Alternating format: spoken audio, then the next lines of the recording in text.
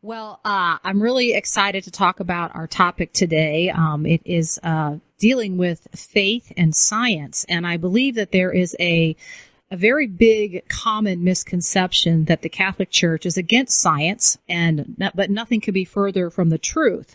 Our guest today is Dr. Gerard Verschuuren. He's a human geneticist who earned his PhD in the study of the philosophy of science, and he will talk about this topic and his new book, Faith That Makes You Think, and he joins us now. Welcome, Dr. Verschuuren. Thanks for being with us. Thank you, Brigid and Jim, for having me on your show. Now, you are actually trained in the geneticist science, human genetics science, and then you also earned your PhD in the philosophy of science. Talk a little bit about what that is exactly.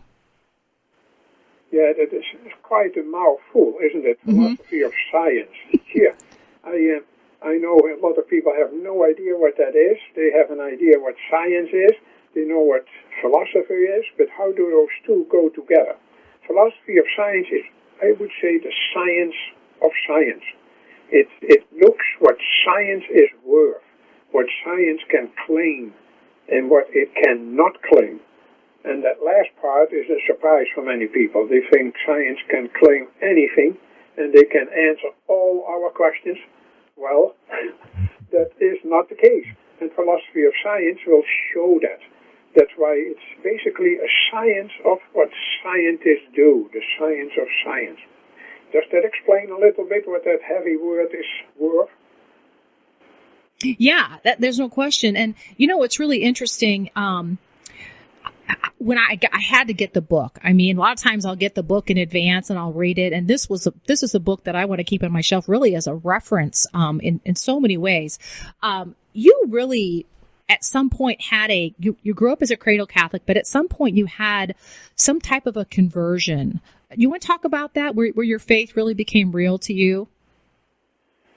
Yeah, I am a cradle Catholic, but that doesn't mean that you remain a Catholic. Mm-hmm. So at the moment I started to study science, I was infiltrated by scientists who do not believe in God. Where that comes from, that's a completely different chapter, but they think they are experts in science, so they think they are experts in everything.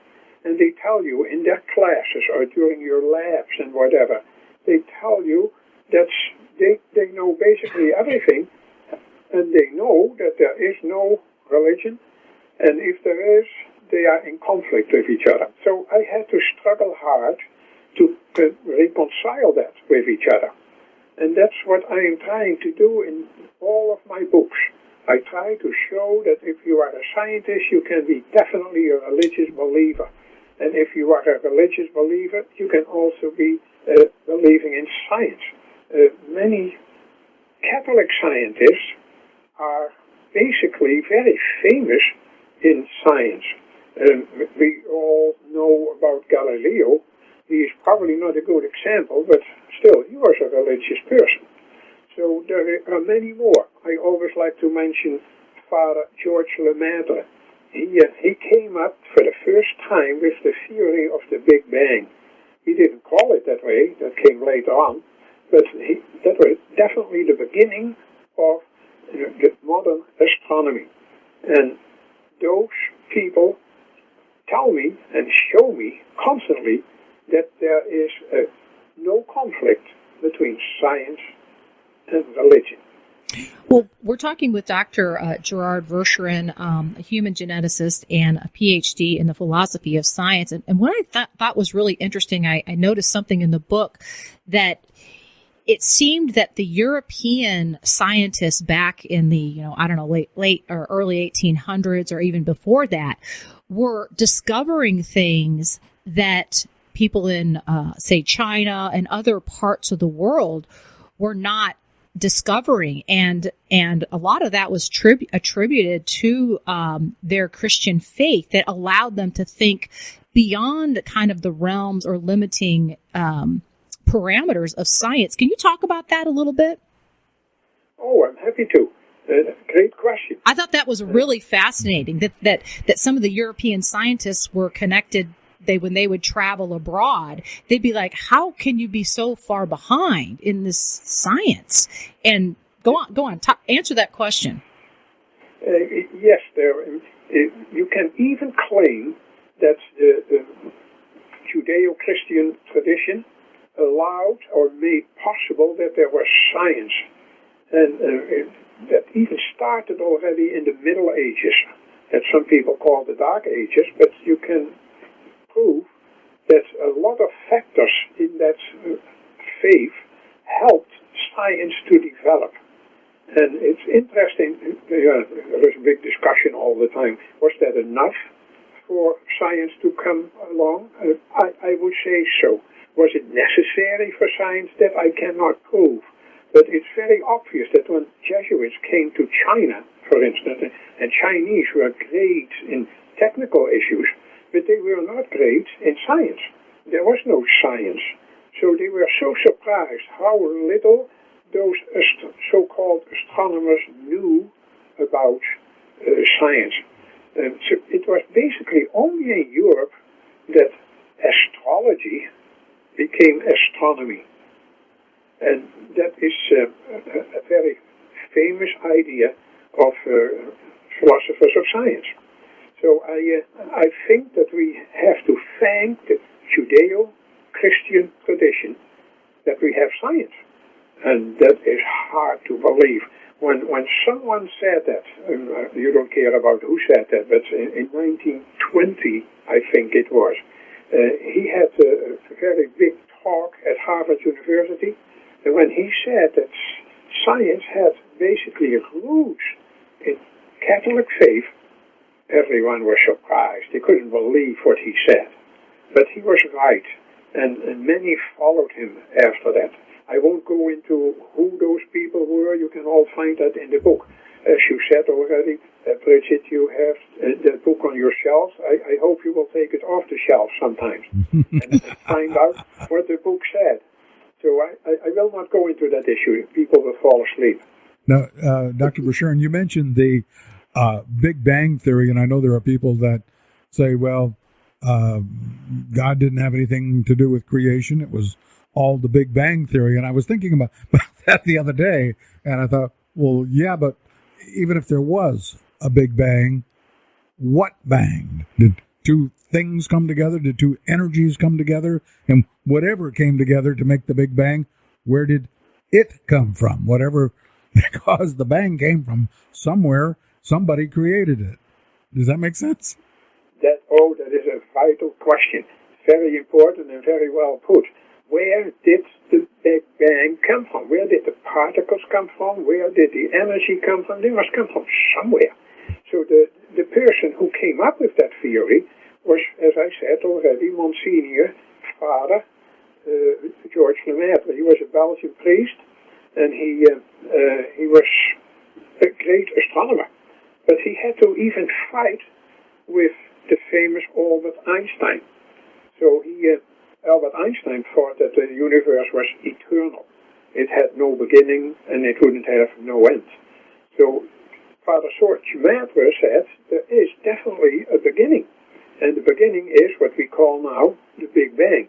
That doesn't answer the question, where did the Big Bang come from? It had to come from somewhere else. Yeah, you can say it came from his mind, but that doesn't make any sense. Mm-hmm. He didn't start the Big Bang.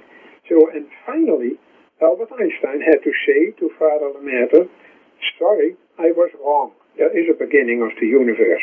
And that is definitely a Catholic idea.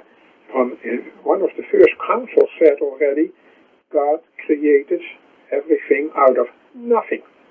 So, where did it come from? You wouldn't believe it, from nothing. Of course it came from something. It came from God. But God didn't need anything to create something. We always need something to create something else. Scientists, always, especially chemists, they need certain ingredients to create another molecule. We all do that. But science is making something from something else. God is able to make something from nothing.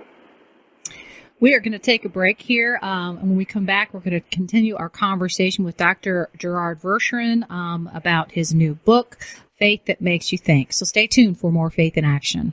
For a long time, we've been telling you that if you have an Echo Dot or other smart speaker device, you can hear Catholic Radio Indy simply by saying, "Alexa, play Catholic Radio Indy." Just the other day, I did that, and Alexa was feeling a bit argumentative. I'll let you hear my conversation with her. Alexa, where are you? Here I am. What do you want? Alexa, play Catholic Radio Indy. Now, just why would you want me to do that? Well, because we've got great programming 24 hours a day. Well, a lot of other radio stations have good programs, too. Yeah, but our programming talks about God and eternal salvation. I am very smart. I know almost everything about everything, but I do not know about God and salvation. Well, that's why people need Catholic Radio Indy. So, Alexa, do me a favor. Whenever anyone says, "Alexa, play Catholic Radio Indy," just send them our way, would you? Yes, I will be happy to do that. In the meantime, I am going to do some research about that thing you called salvation. I wonder where I can find out more about that.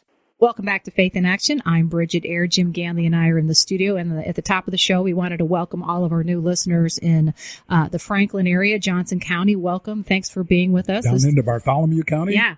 This is Faith in Action, and what we do on this show is we try to highlight people that put their faith in action. And we're talking with a very interesting scientist, Dr. Gerard Verschuuren. And I want to talk a little bit about the book, Faith That Makes You Think. Faith is not about not thinking. It's about thinking, using our faith with reason.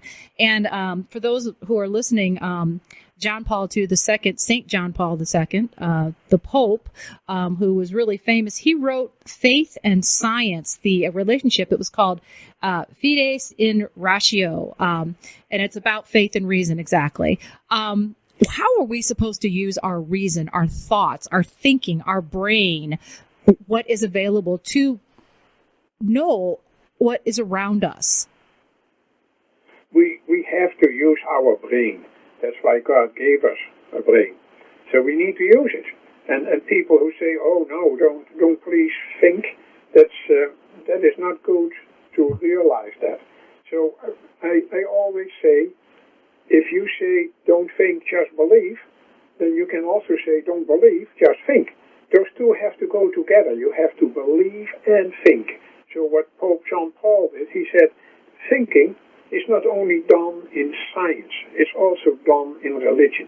A religion that does not think is not a good religion, it's a fake religion. Then you can believe whatever you want. You can't. And even in faith, especially in Catholic faith, we always need reason. So Thomas Aquinas, who is a doctor of the church in the Catholic Church, he says faith and reason go together and they cannot be in conflict with each other, but they both come from God. So reason can prepare the mind for faith, it can explain the truths of faith, and it can defend the truths of faith. So don't throw reason away. But unfortunately, for many people, reason is only the kind of reason that science comes up with, that proves with experiments. Of course, experiments are important, but religion is not based on experiments. We can't put God in a laboratory and do some tests on him. That is not possible.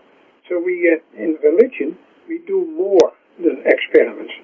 We still have to reason.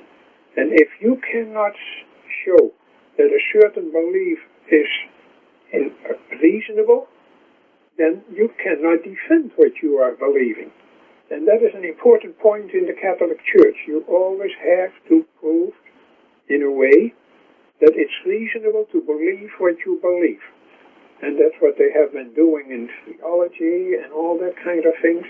And in that sense, it is almost like a science, but it's not a science of doing experiments and observations. Well, the other thing that I think it's important for our audience to understand, and we'll get into the book here in just a bit, that faith and reason or faith and science are really not at odds with each other, I think is what you're saying, that really they are compatible or complementary to each other. There isn't, it's they work together. Yes. May I give you one or two examples Sure. to make that further? It's a very abstract issue. When we talk about the Big Bang, for instance, the Big Bang is a scientific concept. So it's talking about how molecules and events in the physical world interact with each other. But religion is talking about how all these things interact with God. So that is a different approach. And that's why they can't conflict with each other. And let me give you another example. Scientists love to say something is completely random. It's by accident, by change. Christians will say it is not completely random. There is a God behind it. So randomness is about how events are related to each other. Is that in conflict with saying that God is behind everything? Not at all. So that is about how things are related to God, not how they are related to each other. So they are not in conflict with each other. And people who say that they are in conflict with each other, they are usually infected by the disease of, let's call it a disease, enlightenment. Enlightenment is 3 centuries old. It's most people place it just before the French Revolution. It was very critical of everything, and it basically said all that there is and all that is valid to know is science. And most of those Enlightenment thinkers were scientists themselves, and we have to realize that they just said there is nothing else than science. If you have any other questions, science will answer them in time. How do we know? You cannot prove that. That is not a scientific issue. So you cannot claim that science has all the answers for everything, for that's not scientific. Mm-hmm. Well, that's really fascinating. I want to get into the book. We've just got about 10 minutes left. Who's the book for? And what are the topics exactly that you cover? I know you talk a little bit about the new atheism. I know you talk about God. What do you want people to take away from the book, and who is the book really designed for? It is, I would say, the main opponents are the atheists. So I spent quite some time, a whole chapter on atheism, all the kinds of atheisms there are. And many of those are scientists. You didn't mention it, but I should mention Dawkins, the very famous Dawkins, the very famous Hawking. Most people know him because he was quite handicapped. He was sitting in a wheelchair, could not really talk himself, so maybe that gives a picture to people who that is. Yeah. They were all basically atheists. And they were so popular. They kept writing books. It's the same what the Enlightenment people did. They wrote so many books. That's why it became so popular. And it's very hard to fight them. So I am trying to write books that fight atheists. So I spent a whole chapter on atheism, and I end at the end of the book with saying what atheism cannot answer, and those are all the questions that we were just talking about in this interview. Mm-hmm. Now, I have a question that there, I assume, have always been atheists, and as I grew up, I suppose there were atheists. I didn't know any, but I'm sure there were some. But in the last, I don't know, maybe 10 years or so, the atheists have become more prominent and more militant even. I mean, to try and actively kind of recruit people to their side. It used to be, you believe what you want to believe and I'll believe what I want to believe, and, we'll all get along. But now there seems to be a real militant effort on the part of the atheists to almost recruit people to their side. Any thoughts on what might have changed in the last 10, 15 years? Yeah, Jim, you are basically saying that those atheists who wrote all those books were very successful. Unfortunately, they were. They were very successful. That's why they keep writing and writing and writing. And nowadays, when you listen to radio or TV, that's what they give attention to. I always say media and academia are very biased. Mm-hmm. And they just buy that one story that there is a problem with religion. Because these atheists were very strong, and they can basically say, science is all there is. Well, I have news for them. As I explained at the beginning, the science of science shows that we have a lot of things that science cannot explain. The most simple things is science has to assume certain things. It has to assume that there is order in this world. It's not chaos in this world. I know some things look chaotic, but there is order in this world. And science tries to explain that order and find that order. But where does the idea of order comes from? Not from science. They have to assume that there is order. If tomorrow the sun does not rise, they have to explain why it doesn't rise, because there is order in this world. Clouds or whatever you are coming up with, or there was an explosion somewhere. So that is an assumption. The famous Albert Einstein always said, how come that this world is comprehensible? How can we understand this world? Where does that understanding come from? He never gave an answer because he was a scientist. But I would say that possibility that you can understand the world comes from God. God created us after His image. And His image is reason, understanding. So we can understand things too. And if you don't accept that, you can't do science. And if a scientist ever says, we have found a phenomenon now that does not have a cause, then I would say, go back to your laboratory.